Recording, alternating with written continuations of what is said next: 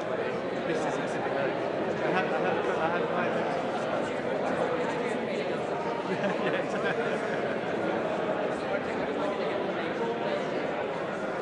It will come.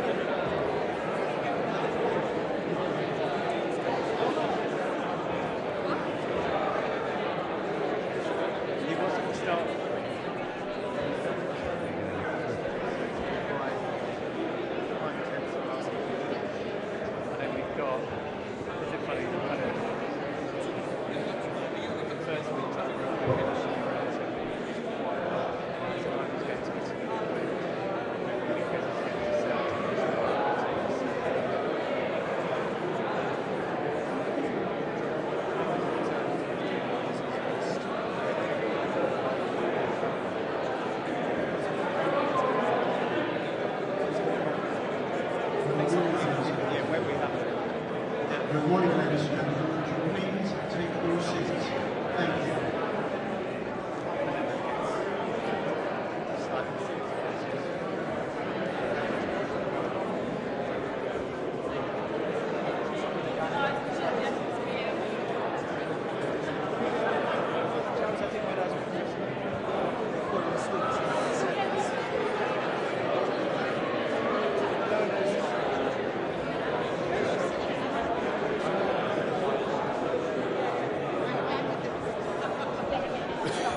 You get preference, yeah.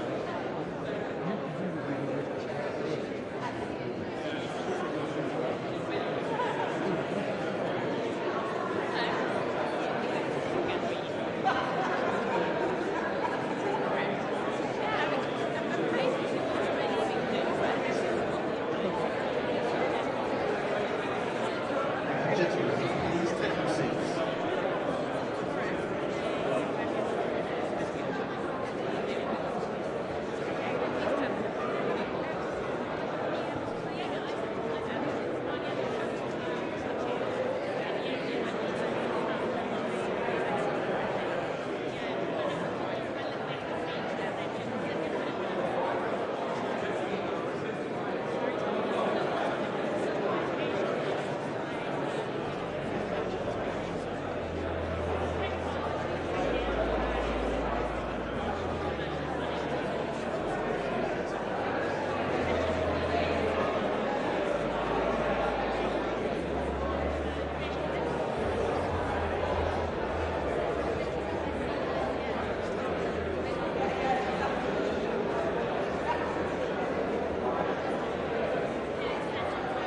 Ladies and gentlemen, please take your seats. Thank you. Real crime. This is some good preparation. Everyone's such a good question. The invitation mentioned this.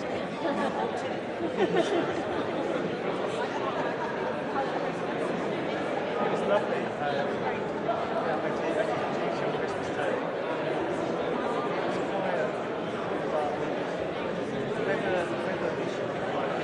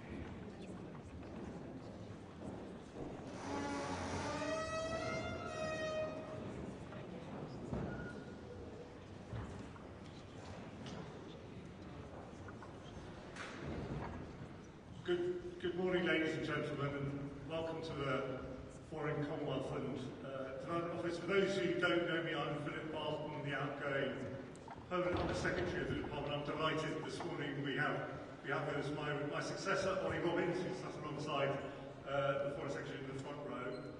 Welcome also to the Locarno suite. One of my predecessors back in the 19th century, when this building was being designed, said there wasn't enough space for the Foreign Secretary of the day to entertain the whole of the London diplomatic corps, and the result several, probably decades later, are these fine rooms. I can take my hat off to one of my predecessors' foresight in putting in place the venue. Anyway, it's my very great pleasure to introduce the Right Honourable David Lammy MP, our Foreign Secretary, who's going to give a really important keynote speech on our work and the world in front of us. Foreign Secretary, welcome to the lectern.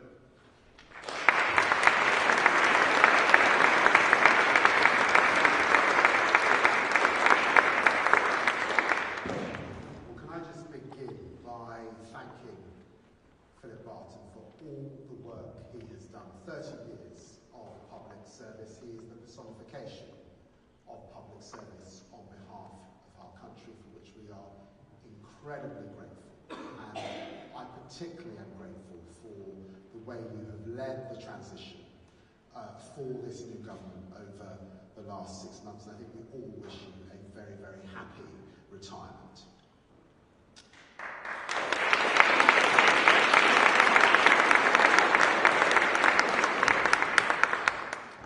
So 6 months after becoming Foreign Secretary, I've gathered you here in the Foreign Office to talk about the future. But I want to begin by looking back, because it was here that Ernest Bevin developed a plan that has kept us safe for almost 80 years. 6 months after Attlee's great government began in January 1946, Bevin steered into the geopolitical fog at that time. The Second World War had only just ended. It was hard to see 6 months, let alone 6 years ahead. But Bevin did not sit waiting for the fog to clear. He was a minister of action, who saw that what matters is not just what Britain says, but what it does. What matters is not just what Britain wants, but what it builds.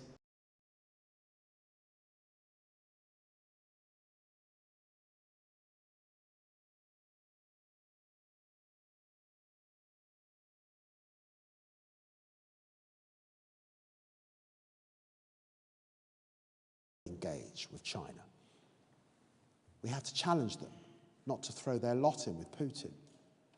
And second, to be taken seriously by our opponents and allies alike, we must put our money where our mouth is. That starts by facing the facts. Donald Trump and J.D. Vance are simply right when they say that Europe needs to do more to defend its own continent. It's myopia to pretend otherwise with Russia on the march. So this government will lay out a clear pathway to reaching 2.5% of our GDP on defence. A figure, lest we forget, that the last Labour government met and was never met by the Tories since David Cameron's cuts.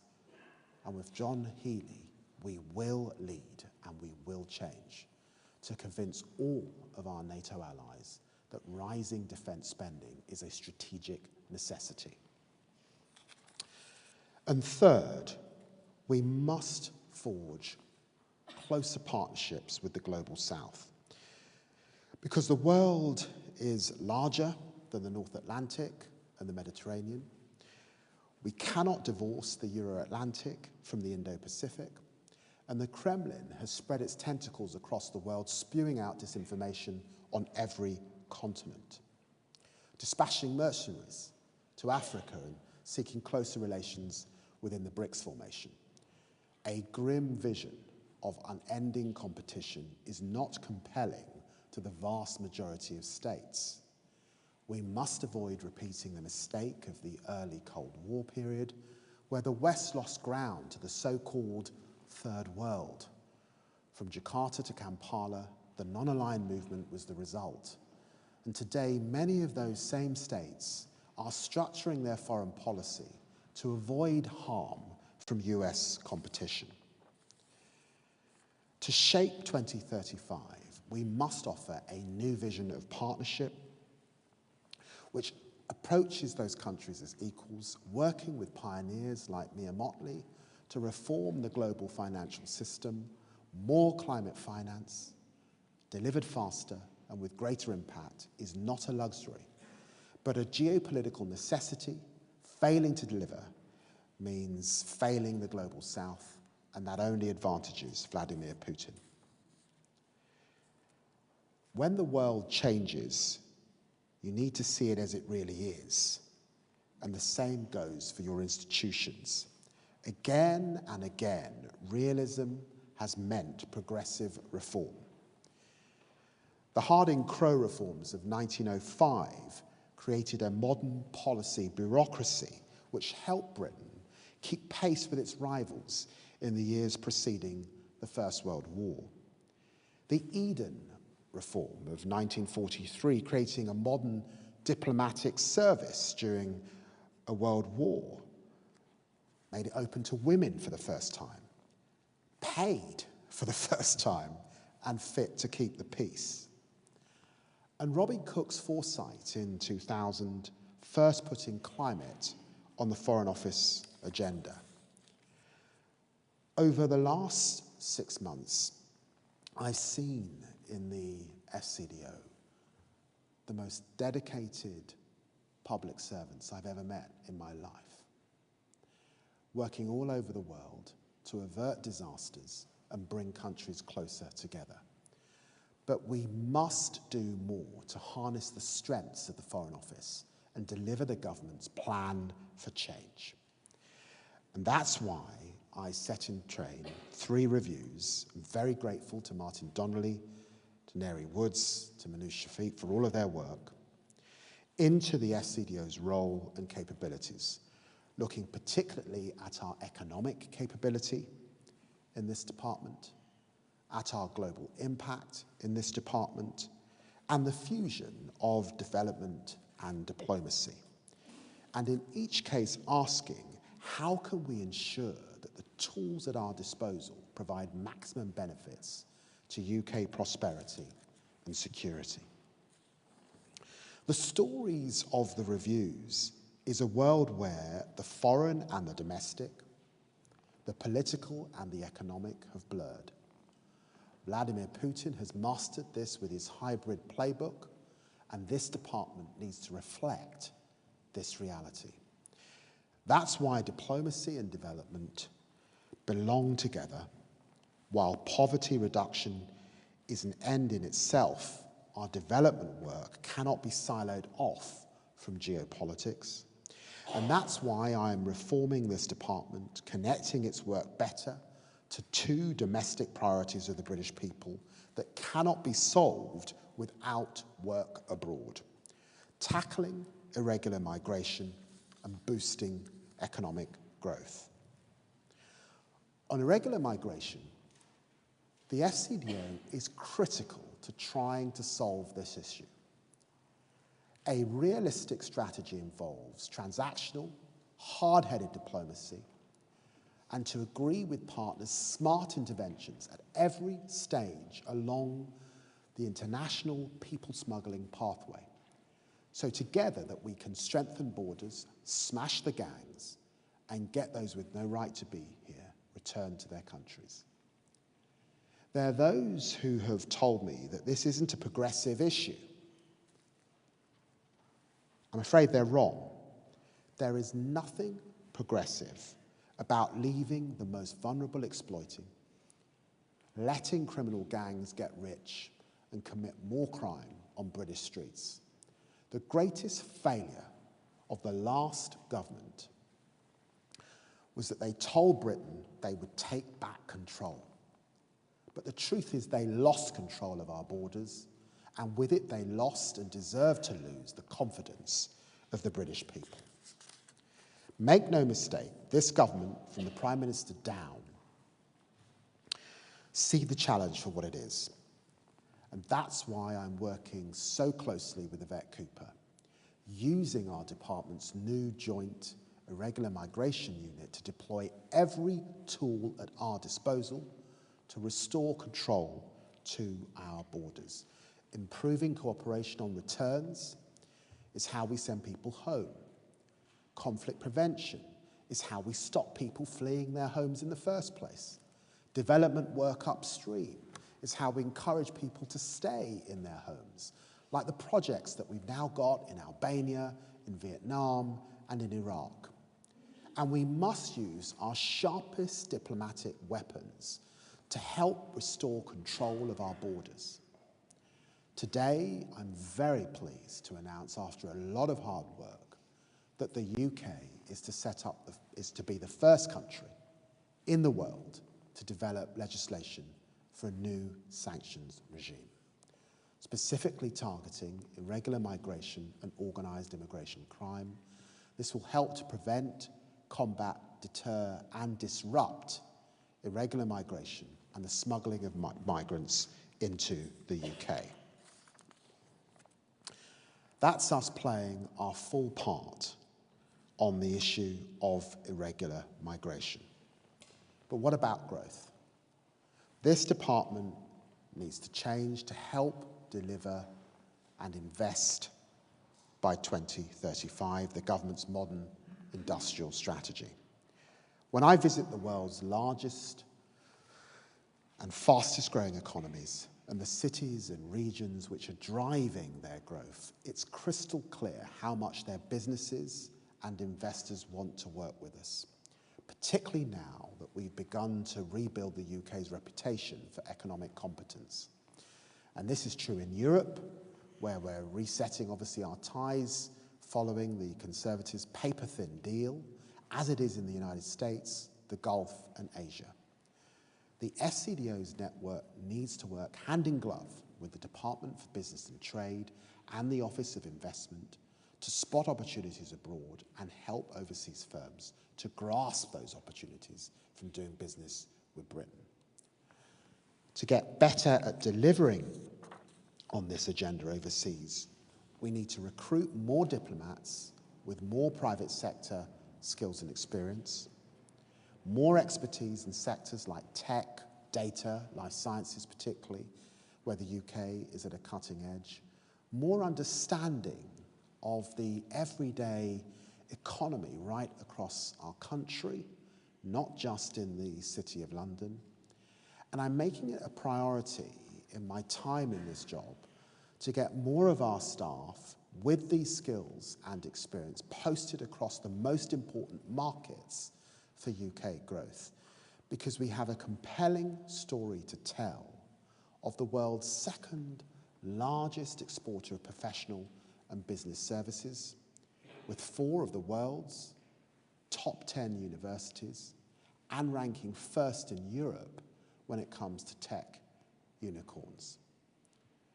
And one of our great strengths, of course, are our creative industries.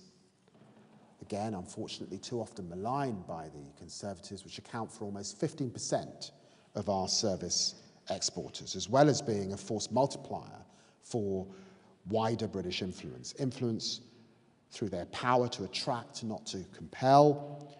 Together with Lisa and Andy, I'll therefore shortly be launching the new UK Soft Power Council, so that the government can be a partner to those in business and beyond who are so important for our prosperity at home and our standing abroad. Across both these priorities, we will do much more quickly, if we embrace the greatest enabler of our time, technology. I'm less interested in admiring the FCDO as a historic institution than fulfilling its potential to be a cutting-edge institution, which is why I'm also planning to bring AI into the heart of our work. By the end of this Parliament, our reform agenda will deliver a radically reshaped organisation with redeployed resources and a completely modernised way of working. I believe that AI can be transformative for the practice of diplomacy, and I'm determined for the Foreign Office to be a pioneer in harnessing its power. An upgraded data science team will sit at the core of this office, bringing more empirical rigour to everything that we do. This is not a far-fetched vision. The capability, frankly, already exists, in use by our friends in the United States and even some departments already in Whitehall. Now is the time to mainstream it, liberating more diplomats from their desks in the UK and getting them out into the global network, combating irregular migration and driving growth, delivering for hard-working people at home. Friends, this country has had its mettle tested before. Often there have been those who've written us off, but British leaders saw our potential, and in their plans for change, they pulled out strength and depth from within us. In 1946, amid the ruins of the war, Bevin and his colleagues built NATO and the National Health Service. In the 1960s, Harold Wilson embraced, of course, the white heat of technology. And in the 1980s, Margaret Thatcher unleashed the City of London. And as I entered politics, it was Tony Blair modernising Britain at home and abroad. In 2025, we need to look within and see our power and our potential.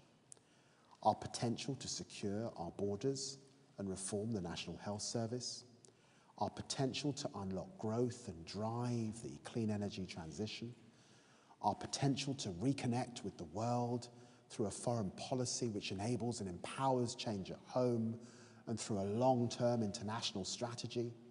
We can be realists and optimists. We can seize the opportunities coming into view, and we can show the world what a more progressive 2035 can be like, and deliver the promise of a decade of national renewal. Thank you very much.